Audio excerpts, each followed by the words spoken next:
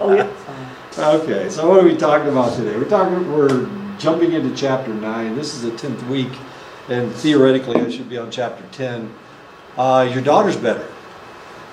Yep, they accepted her. Just allergies. Yeah, just allergies. I had allergies over the weekend or something. I still got the tickle in my nose, that's why, just in case. Okay, just in case. Anyway, I have no idea what it is. Feels like there's a cat hair stuck in there. You know, like it's waggling back and forth. Sometimes it's okay, sometimes it's not. I'm glad your daughter's better. So today we're talking about chapter 9, Cognition and Perception. It gets kind of curious. We're going to talk about religion again. I apologize. It's in the text, and that's the reason that we're going to talk about it. When we're looking at stimuli, some groups group them together differently. As Westerners, we categorize things that we see in common. One of the famous exercises is we have a rabbit, we have a dog, and we have a carrot. How do you categorize? What do you put together? Or do you put anything together? We have a rabbit, a carrot, and a dog. Which do you put together? The rabbit and the carrot. Rabbit and carrot, that's one way to do it. Or the dog eats The dog eats the rabbit. Or the dog and the rabbit are both mammals. Okay. If we were from Japan, if we were from Korea, we put them all three together. We'd see them all in one mass context, because that's the way they see things. As Americans, as Westerners, we try to put things put things together that fit, like the carrot and the rabbit, or like the dog and the rabbit. Of course, we're not going to put the dog and the carrot together. That doesn't make any sense. Dogs don't eat carrots; they eat rabbits. Okay. So we could say the rabbit, and the carrot are both food for something. They're okay. I know. There's just a lot of different ways to put these things together. Thematic categorization strategy is where the stimuli are grouped together on the basis of causal, temporal, or spatial relationships. In this case, of course, we're looking at different aspects of this. The rabbit and the carrot are both food. The dog and the rabbit are both mammals. The rabbit eats the carrot, therefore the two of them should go together. There's a lot of different ways we can categorize this. Thematic categorization is especially common in East Asia. This difference in categorization strategies reflects an underlying difference in the ways that people attend to their worlds. Okay, so now we're going to start talking about the difference between Westerners and Easterners. Analytic thinking is characterized by a focus on objects and their attributes. Objects are perceived as existing independently from their contexts. They are understood in the terms of their component parts. Context is extremely important. That's the way we see things in the Western world. You are studying psychology. You are all psychology majors. And that is a Western context. If you were living in China or Japan or Korea, they don't even have a psychology major. There are no well, there are, but they usually come from the Western world. So we, and when you do research, and of course this is what Sarah asked you to do if you were in that class. What is that class? Wait a minute. Advanced solutions. Yeah, methods, research methods. When she told you to do that, what she was talking about was you needed to analyze something, and she wants you to put things together. She wants you to put things together as groups, as masses. She wants you to be myopic. She wants you to think about psychology. So we don't really teach the same. Sarah and I. She's more focused on one thing, and I'm focused on lots of different things. And that's one of the reasons why the cultural psychology class is so much fun to teach, because we don't just talk about psychology, we also talk about cultures, we talk about the ways different people do things. We also talk about religion, and we're going to talk about religion again, of course, in this chapter for one reason or another. I know, it gets exciting, doesn't it? The attributes that make up objects are used as the basis for categorizing them, and a set of fixed abstract rules is used to predict and explain the behavior of these objects. And that's what Jeff was doing when he was trying to put all those three things together: the dog, the rabbit, and the carrot.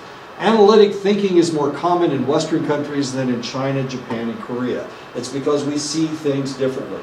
We are more myopic. We see one thing. We focus on one thing. And in China, they only see things in mass context. And this is known as holistic thinking. We are analytic thinkers in the West. They are holistic thinkers in China, Japan, and Korea. Now, the interesting thing is that we are more innovative because we focus on one thing at a time. So we may invent a new bomb. Usually we're inventing bombs. Well, we're not anymore. But we invent things in the United States. But in China, Japan, and Korea, they very rarely invent new things. And they don't invent new things because they see everything as a whole. And because of that, they can't concentrate on a single aspect of that thing. They only see it as a mass, as a whole. And that's holistic thinking.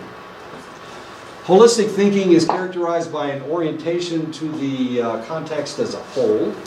They see the orange this way, and we're analyzing each different section of the orange. That's the way we do things.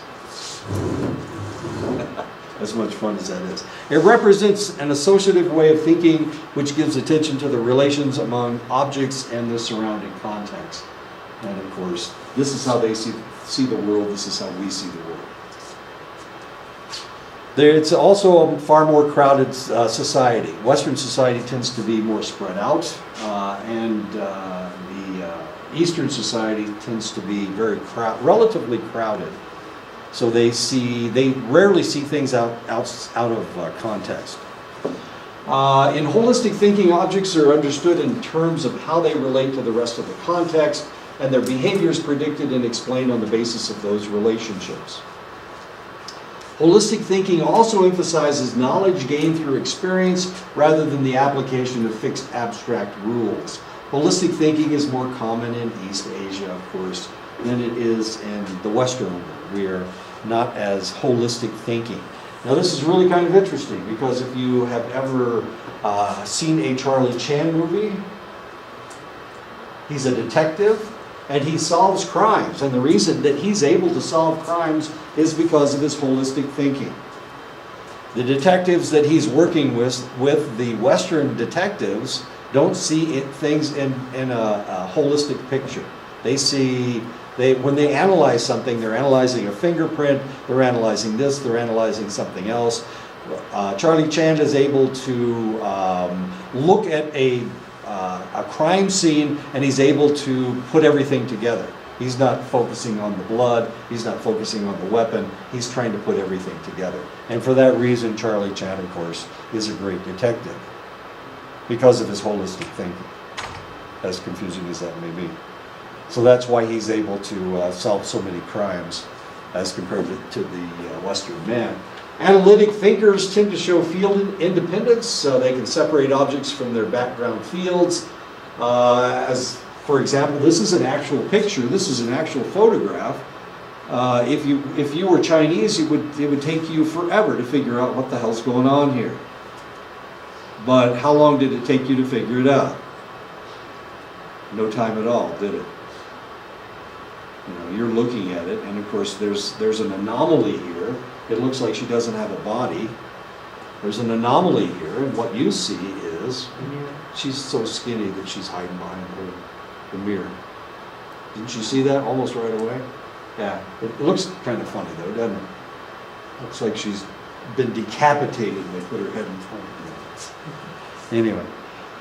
Holistic thinkers tend to show field dependence. They tend to view objects as bound to their backgrounds. So if As a analytic thinker, if I took you out into the woods, you would be looking at this tree, you'd be looking at that tree, you'd say that's a lodgepole pine, that's a pinyon pine, that's an aspen. That's the way you would see the forest. But if you were Chinese or if you were Korean or Japanese, you'd go into the forest and you'd just see the forest as a mass. You'd see it in context. You wouldn't see the individual trees. Unless the individual trees had different colored leaves. So when you go out in the fall, if you go to the forest and you look out and you see yellow leaves and you see red leaves and you see brown leaves and you see green, then you're thinking the green is evergreens. Those are the pines. The brown are oaks.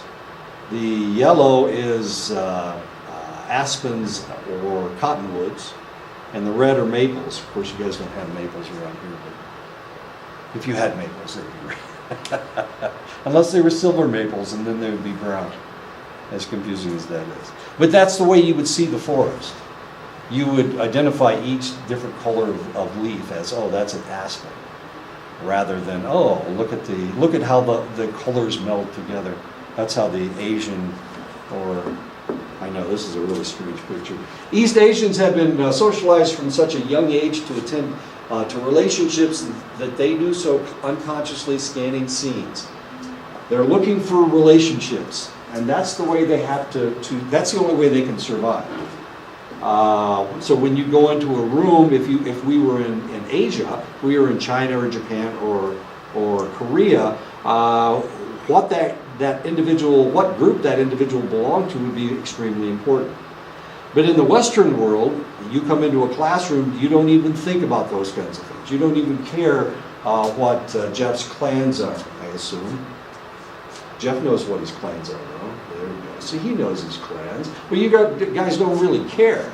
It's not that important. All you know is that he's got that Houston Astros hat on, and if he's not careful, some Dodgers fan's going to punch him in the face.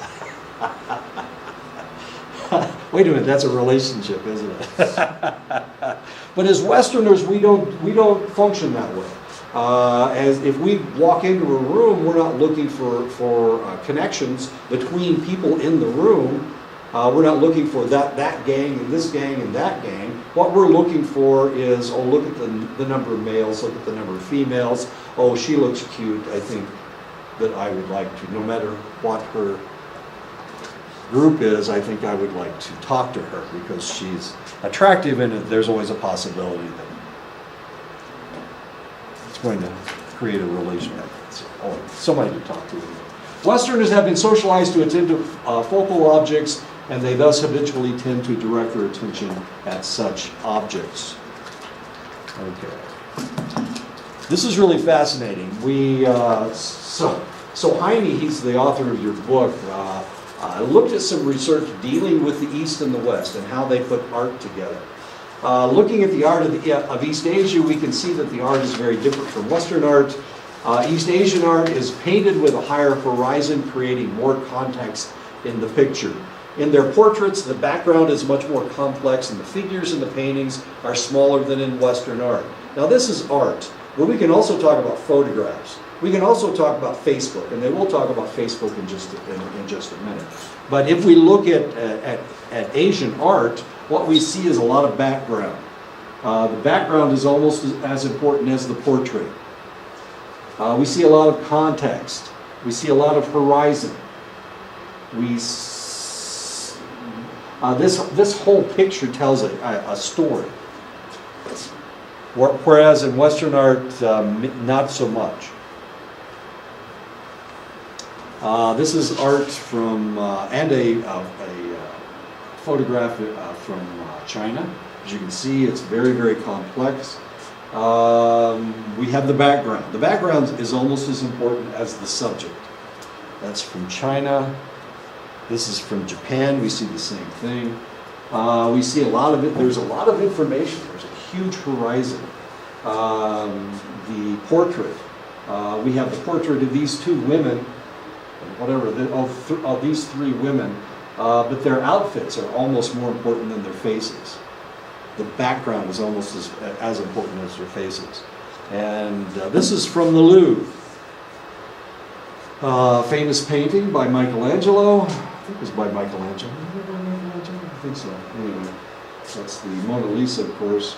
As we can see, she is almost all that we see. We don't even care about what's in the background. And once again, we see these individuals, and these are the most important things in the photograph. We have other information here, but that information isn't nearly as important as the individuals in the photograph. Whereas if we look at the Japanese art and we look at the Chinese art, the background is almost as important as the subjects. Masuda and Gonzalez and colleagues in 2008 had American and East Asian students draw landscapes with a person, a river, a tree, a house, and a horizon. They were seeking to see the difference between the two groups. And this is what they discovered. East Asians drew a horizon that was significantly higher in the picture than it was for the Americans. East Asians tended to provide a more complex background in their drawings. East Asians included 75% more contextual objects than did Americans. So you want me to put what, a river? I got to put a house. I got to put a tree. What else did I say? So yeah, those are the major things he's putting in. But as far as East Asians were concerned, they put a lot of stuff in the background.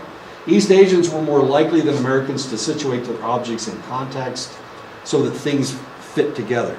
This is the way Americans did it. So you want a house, you want a car, you want a person. They made sure that those were the things that were in the picture. They didn't really create context. That's the way Americans did it. They just put the river, the person, the tree, the house, and the horizon in it. Made sure that all those things were in there. Okay, now we're getting into Facebook pages. When East Asians take photographs of others, they tend to include more background.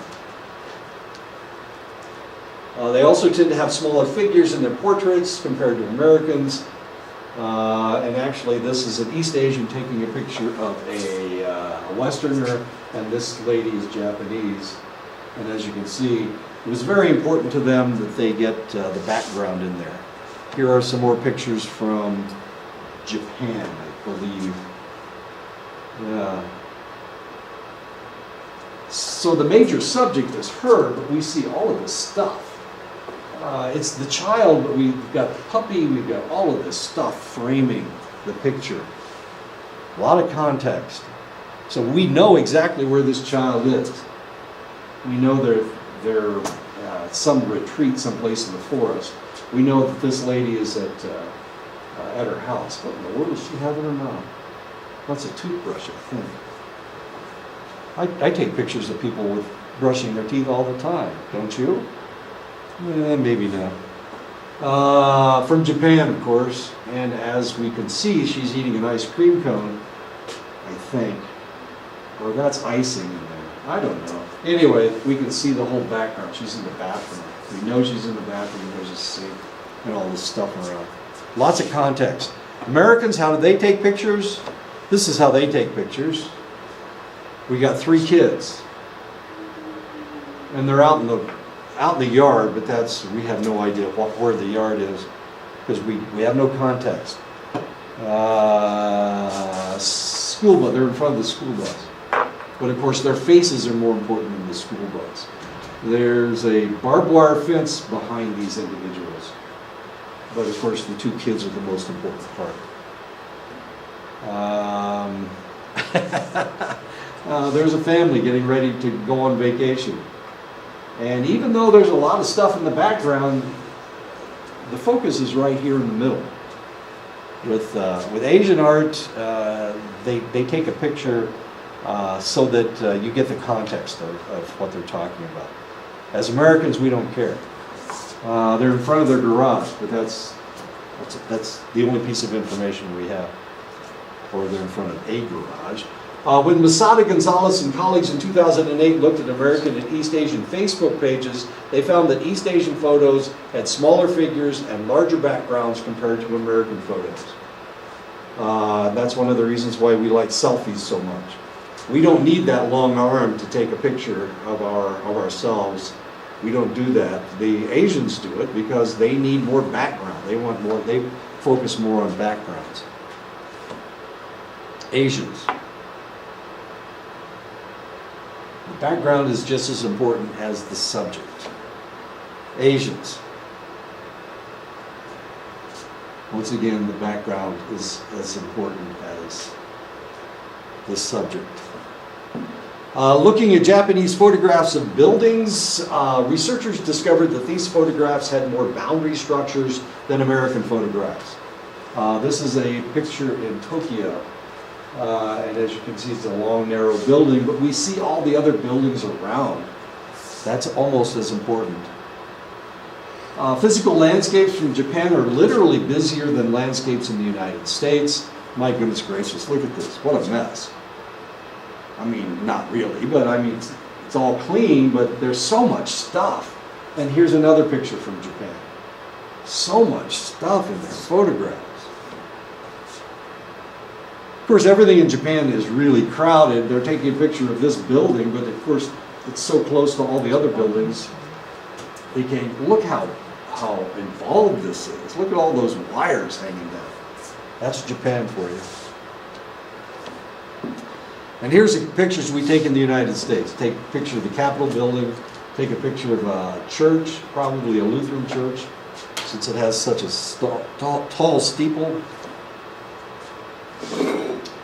Another building, we wanted to make sure that we got a picture of the building, but we didn't want to get any other building in it. So we just took a picture of the building. Here's a picture of a church, another church, schoolhouse, that's a schoolhouse. There's a picture of the Chrysler building. They made sure that the Chrysler building was the only one, really the only building that you see. The Chrysler building is surrounded with all these other buildings. We can see the fact that they are there, but of course they have, these are out of focus, and this building is white, and now all the other buildings are gray. So we don't even see those other buildings. All we see is a Chrysler building. Americans, the way they take pictures, they have no boundaries as compared to the Asians. One of the things that happened this summer, I went to Vancouver to a conference. It was an international conference. There were a bunch of guys there from Australia. There were tons of people from Canada. There were a bunch of people from England. And of course, there were Americans there. And they had a poster contest. It was really kind of fascinating because the poster contest was about the same as far as the English were concerned, the Americans were concerned, the Canadians were concerned, and then came the Australians. And this is what their posters looked like. Extremely involved. It was so involved that you couldn't really see it. You couldn't really read it. When I went to breakaway sessions, I went to breakaway sessions from all the different countries. There were Americans there, and the Canadians, and the English, and the Australians. And when I went to the Australian breakaway sessions, my goodness gracious, they had PowerPoints, and everybody had PowerPoints, and that was great. But their PowerPoints were so involved that you couldn't. I mean, it's not like this.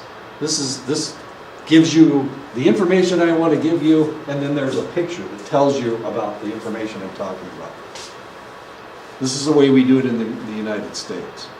If this were an Australian, you wouldn't be able to read these words, and there would be 4 times as many. The picture, you couldn't even tell what the picture was. It was so small.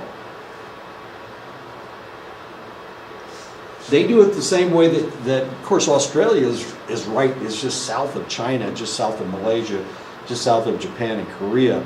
So they are more East Asian. So they go to more East Asian conferences. And if they did it like this, they wouldn't even pay attention to it. The East Asians wouldn't pay attention to it. It's not involved enough. So it wouldn't capture their interest. So the Australians did it the way the East Asians do it. I found that just fascinating. So I would go into these breakout sessions with Australians, and I wouldn't learn anything because it was so involved. And they're throwing up all these statistics on the board, and of course it's so tiny you can barely see the numbers. As strange and stupid as that is. And being in the Western world, of course, almost everybody sat in the back. I mean, I was like the only guy in the front row. It's not because I'm blind, it's because I like to harass the person that's giving the talk. And I don't want to see what the hell those people are doing. You know, that kind of bothers me. So I want to focus on the individual. But the Australians, it was almost impossible to figure out what they were talking about. Since cities in East Asia tend to be more crowded than Western cities, living in the busier physical environment fosters the ability to attend to a lot more information at once. When they looked at how scientists from East Asia present their findings in posters, they had busier posters with more words than North American participants. And of course, this is what a poster looks like from East Asia. I know, that's almost the whole damn thing. It's like they printed out, there's no way to understand what's going on. This is effectiveness of smoking cessation methods among Chinese smokers. Can you get any information from that poster? No, hell no, it's too involved. Researchers looked at government and university websites in East Asia and North America. The Asian websites were much longer than the North American websites and had significantly more links and words.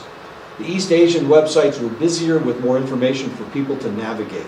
Now, here's what would happen if you put a Western website up in the East. What would happen is they wouldn't pay attention to it. They'd think that it looked too simple. And for that reason, they would just ignore it. They'd go to another website with more information, with a lot more information, a lot more links. That's what they like. They like involved stuff. Researchers discovered that Westerners were more likely to explain people's behavior in terms of their underlying dispositions, while East Asians and possibly people from other cultures were more likely to explain people's behaviors in terms of contextual variables. So as Americans, and I talk about this all the time, the shooter in Las Vegas, I want to know why. If I were Chinese or if I were Japanese or if I were Korean, I wouldn't care. I wouldn't care why he did it. But because I am from the West and because I use analysis on a continual basis, I want to know why he did it. I want to know his disposition. I need to know this information. When people from India and the United States were asked to describe a person, the Americans were more likely to describe the people in abstract personality traits, and Indians describe people in concrete behaviors they observed. She's friendly. She brings cake to my family on festival days. That's the way an Asian would present material. But as an American, of course, I would do it completely different. I would talk about what kind of a person she is. And I would think that would be more important than all this superficiality, as confusing as that is. I guess it's not that confusing, is it? Researchers analyzing news stories of murders in the United States and China and Japan discovered that East Asian papers described the murders in situational terms. The murderer had a rivalry with another student. They had been recently fired. The American reports tried to interpret the situation from a dispositional point of view. The murderer had a very bad temper. The shooter was described as mentally unstable. And of course, this is the way we see things. We analyze everything. We want to know why. And they don't. They don't care. That's not important as far as they're concerned. It's important as far as we're concerned. And this is another reason why there's so much confusion about flirting in Japan. It's one of the reasons why they kicked us out of, why they kicked the Marines out of Japan. When they flirt with us, when Japanese flirt with us, they see it as a total context. When they flirt with Americans, Americans interpret it completely different. They think that they want to have sex with them. So things go a little bit farther than they're supposed to. As far as the Japanese are concerned, flirting doesn't have anything to do with sex. It has to do with context. What is the context? I can flirt with you in a bar. In Japan, I can flirt with you in a bar, and it doesn't mean anything. It doesn't mean anything because the context is we're with all these people. I'm not going to have sex with you in the middle of the bar, in the middle of the dance floor. That's the way it works. But as Americans, of course, we're reading things as sequential. They're not. They're seeing things as context. And for this reason, a lot of Japanese women who want to interact with the Americans just so they can practice their English, and they do this by flirting with them. And of course, the American asks them something that's relatively sexual, and they always say yes. Remember, they always say yes. But it's how they say yes, whether it means yes or no. I know. So the Americans get into all kinds of trouble, especially the Marines, who seem to have more testosterone splashing through their system. Are there any Marines? You guys, none of you guys are Marines. Okay, I'm okay. They seem to have more testosterone splashing through their system than anybody else does. Personality information is not seen as equally important for explaining the behavior of others in all cultural contexts. Westerners tend to use personality information more for understanding others and themselves than East Asians do. So of course, if we were in Asia, they wouldn't talk about their personality traits at all if they had a conversation with somebody. And I was, I had a guy that came to sell me stuff last night, last evening. It's just before 5 o'clock. This always happened just before it's time to leave. Anyway, he came in and my goodness, we just started talking about the personalities of the different religions. And he sat down, and by God, he was there until 5:30. I'm supposed to leave at 5 o'clock. I don't have to stay here any longer than that. But no, he wanted to talk, so we talked until 5:30. And it was Jeff's fault, of course. Jeff, you're always causing trouble. Anyway, we're talking about personalities. It's kind of interesting. He's a Baha'i. Have you ever heard of the Baha'is? Never heard of Baha'is? Baha'i. B-A space H-A. Baha'i. A-I, I guess it's got a Baha'i. It's a religion. I know I had a girlfriend who was a Baha'i one time. I haven't had that many girlfriends, but I've had a girlfriend that was a Baha'i once upon a long time ago. She was only my girlfriend for a very short period of time. As it turned out, I thought she was my girlfriend because she would come over and talk to me, and she would bring her kid, and so I would take care of her kid. Her kid was real sweet. When she had things to do, like go to the store, what else was she doing? Going to a religious meeting. She didn't want to take her son to the religious meetings. And then one night she left the kid, and she was supposed to come back later on. And I waited up and waited up and waited up, and she never came back. Until the next day. So here I've got this extra kid in my house. Turns out she had a date. She didn't tell me she had a date. She had a date with somebody else. She's dating somebody else. So that makes her not my girlfriend, okay? If she's dating somebody else. And that's the last time I watched her kid. Once I discovered that there's no possibility that this angel, she was so gorgeous. There was no possibility of me and the angel getting together. Decided not to watch her kid anymore. People, of course, I was in my 20s. You know how people in their 20s are.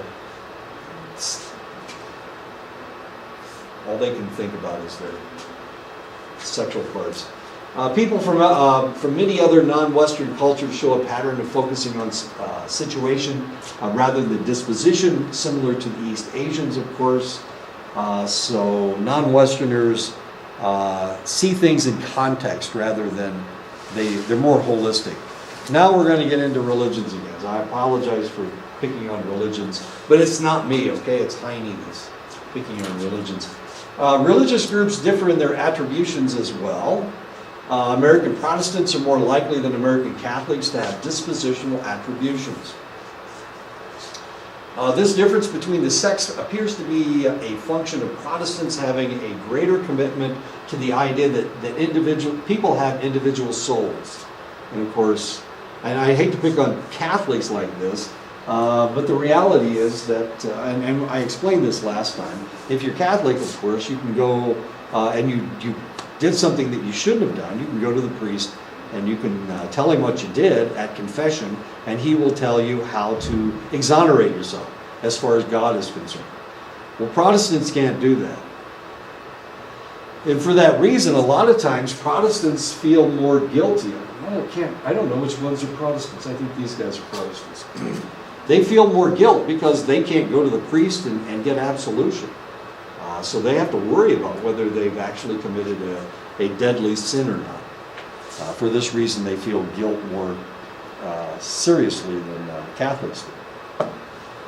If people believe that people are judging them on the basis of what their soul has done, it follows that they are more likely to view the soul as being the cause of individuals' behavior. So it's all internal. It ain't external at all. It's all internal. Jesus is coming. Where is he? I know, that's so funny. I worry about this. Oh no, he's coming. He's coming. That's very Protestant, because Protestants they feel that the best way for them to go to heaven is to work hard. So that's kind of a Protestant thing. People's socioeconomic status predicts the kinds of attributions that people make. Working class Americans make more situational attributions and fewer dispositional attributions than middle class Americans. They have no power. Working class people have no power. There's always somebody in charge. So this happened to me because it was a bad day. It was rainy that day. So that's what happened. It's not because my boss is an asshole. Did I say asshole on tape? I did, didn't I? Okay. It's not because my boss is an asshole. If I thought that, then I would have to quit, wouldn't I? Because, I can't get away from the asshole. But middle-class Americans, of course, we read things differently as middle-class Americans. We read things, we try to anticipate why individuals are the way that they are. And we see that through personality, of course. Okay, so working class people are more situational. They see the world as more situational. And that is true in the United States. It's also true in France. Their working class are more situational than their middle class. It's also the same way in Russia. Their working class see things as more situational than the middle class. Now, one of the things that this does, the more working class people that you have, the easier it is to control these individuals, because you can control them with their jobs. You can threaten their jobs, the working class people. So you can threaten them, and they will respond to that threat. They don't want to lose their jobs. Same thing happens in India. Working class people are more easily manipulated than middle class people. They're more situational rather than personality based. Okay, now let's go back to the last election. We'd never seen an election like this before. We had never seen a candidate that attacked people as viciously as Donald Trump did. What did he call Hillary Clinton? He didn't call her Hillary. He called her, he always said crooked Hillary. As if she had a back problem. She couldn't straighten up. Oh, no, it wasn't. Why he called her crooked Hillary. And then he would get people to chant, lock her up, lock her up, lock her up. What else would he do? He would say, I'm going to build the wall across the southern border. And who's going to pay for it? And he'd get everybody to yell, Mexico. Okay. Now, who in the world is he aiming at? Is he aiming at middle class people, or is he aiming at working class people? Which group is more easily manipulated? Working class people or middle class people? Working class. They are. So he was actually targeting a select group of individuals. He was targeting the working class people. What did he tell them? He's going to bring the factories back. He's going to bring the manufacturing back to the United States. Isn't that what he told them? These are people that lost their jobs when the factories moved out of the United States. So here we have a candidate that has utilized this piece of cultural psychology. And he's targeted, he's used a special way of presenting his material so that he frightens the working class people. So he used fear to get elected president of the United States. Now other people have used fear. It's not unknown. Other candidates have used fear. George H.W. Bush, the first Bush, was running against Mike Dukakis, and he made Mike Dukakis look like he was weak on crime. And who did he pick on when he did that? Who did he show a picture of? Who did George H.W. Bush show a picture of? Trying to show how weak Mike Dukakis was. He was trying to strike fear into Americans so that they would vote for him. He showed a picture of a very large black man. I know. And it scared the bejesus out of white people, because they're scared of black men, as it turns out. We see this almost every day when they blow away some black guy that isn't even armed. They just shoot him. The cops just blow him away. Happens almost every day. Anyway, so you can utilize this to the ends justifies the means, doesn't it? And now Donald Trump is the president and doing all kinds of interesting things. We'll see what happens next. Oh, he's so much fun. It wouldn't be nearly as much fun if Hillary Clinton was president. My goodness gracious, we wouldn't be talking about the president at all. We'd just assume that everything is going as it's supposed to go. But Donald Trump, my goodness gracious, he tweets every day something stupid. Something to get us going. We have to remember that he's president of the United States, like we would forget that anyway. If analytic thinkers tend to view the world as operating to a set of universal abstract rules and laws, they will apply these rules and laws when trying to make sense of a situation. This is termed rule-based reasoning, and as analytic thinkers, we think the world, and what we are trying to do in psychology, especially in psychology, is discover what these rules and laws are. We're wandering around trying to figure it out. So anytime you read in your textbook that something happened in 1982 or 1950s and it's still intact today, that makes it a rule. That makes it a law.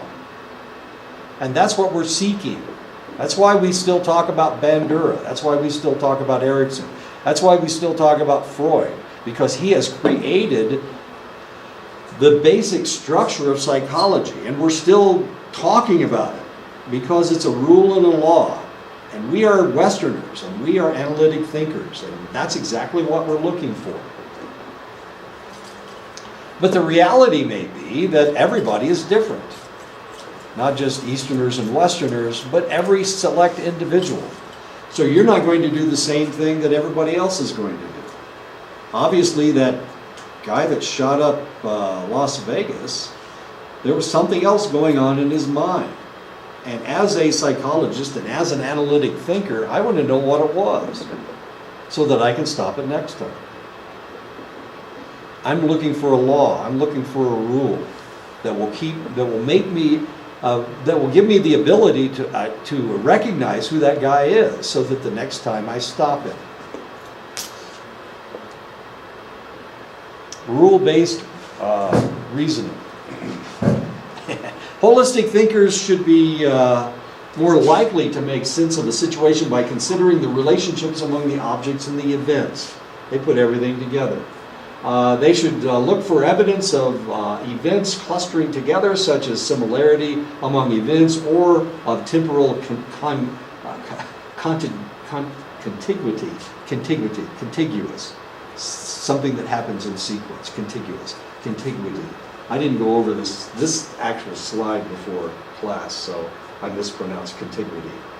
of events. This is termed associative reasoning, and of course that's what Charlie Chan was doing when he was solving crimes. He was throwing everything together and seeing everything in context. So he was looking for proper sequences, contiguity.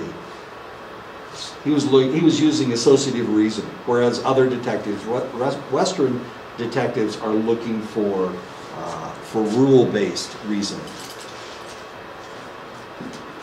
Westerners appear to view change as occurring in linear ways. Change appears in static and predictable ways. Stocks rise after an election. Stocks will rise in 2017. And actually, that's exactly what happened, didn't it?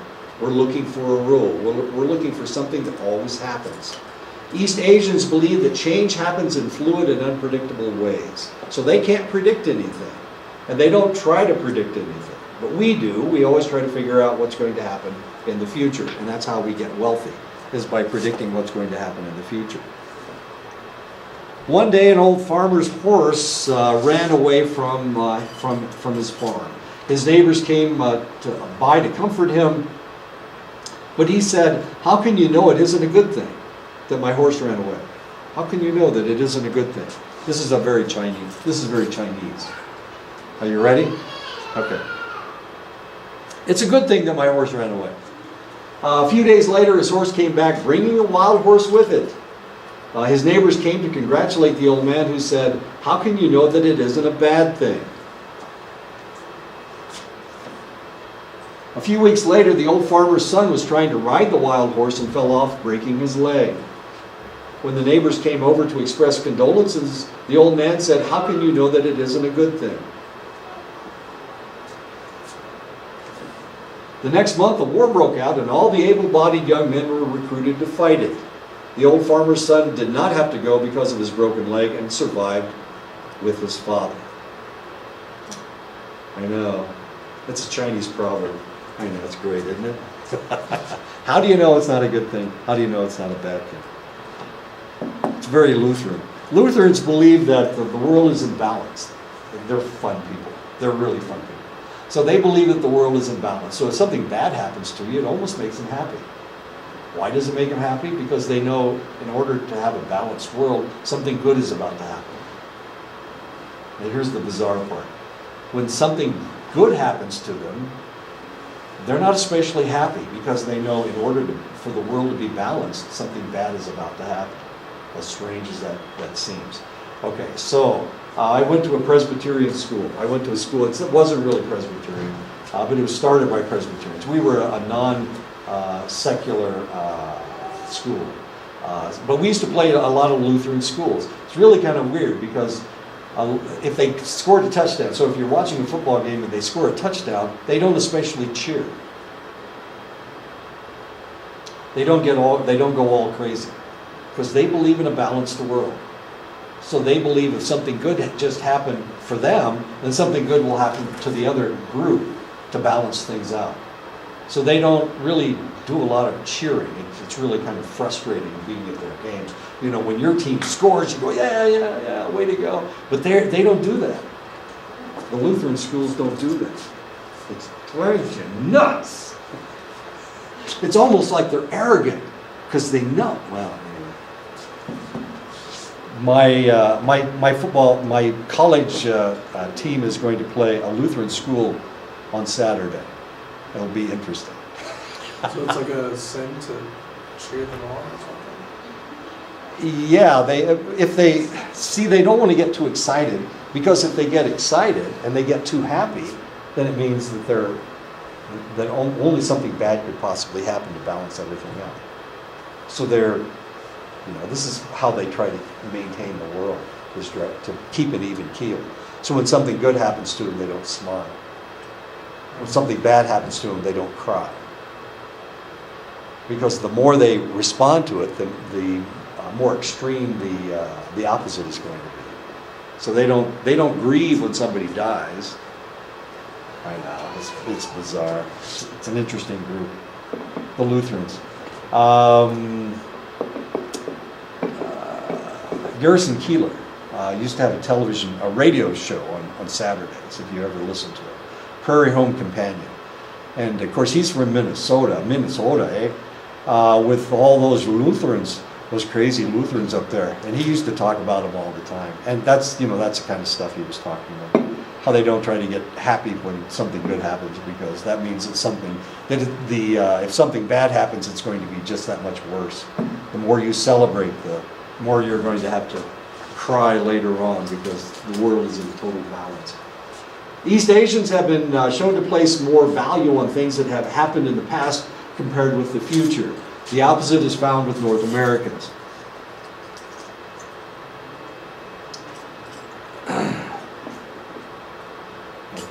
Attitudes toward the future vary across cultures, and East Asians have quite different expectations and predictions about the future compared with Westerners. We see the future as very positive, and they see the future as, if they see the future as positive, it'll turn negative. That's the way they see things, as horrible as that seems. Creativity is the generation of ideas that are novel, that are useful and appropriate.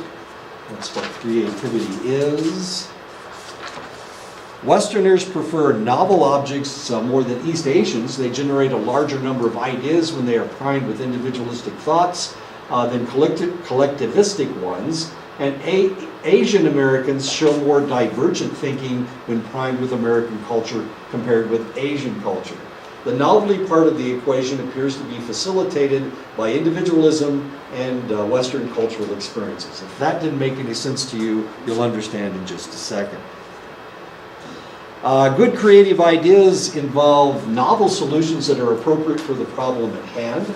Collectivism appears to be associated with the generation of useful rather than novel ideas. Remember, I told you, if you want something invented, then you need to go to a Western mind. Because a Western mind is always seeking, not only do they seek improvement,